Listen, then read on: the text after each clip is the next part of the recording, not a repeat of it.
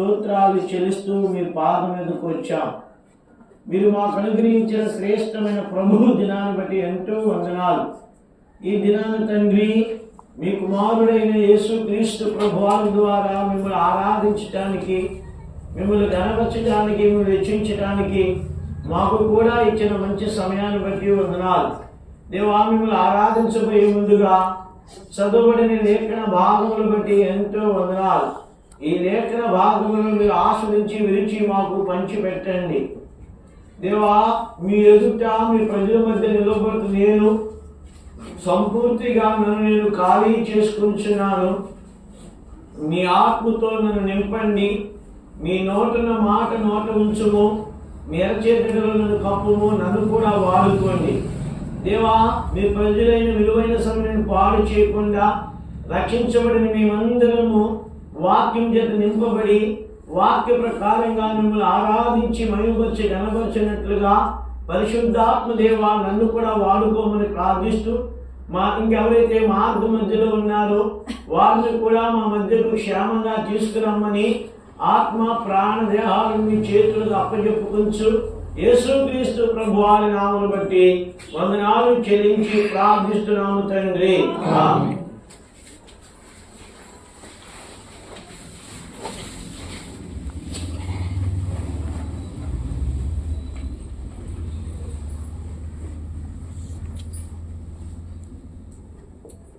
ఎవరో కాల్ చేసినట్టున్నారు, బతికే కదా. ఓకే,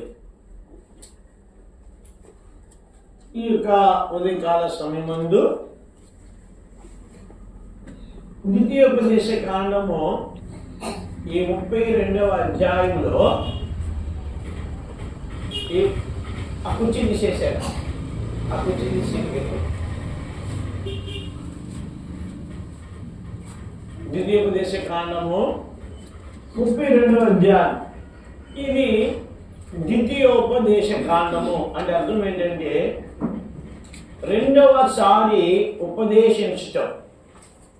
ఒరే, నేను ఏం చెప్పాను, నువ్వేం చేసావు? ఆ కుర్చీ ఏదైనా ఒకసారి కుర్చీ చేసుకో. ఆ ఆయన వస్తున్నాడు, ఆ కుర్చీ లాగేస్తావా?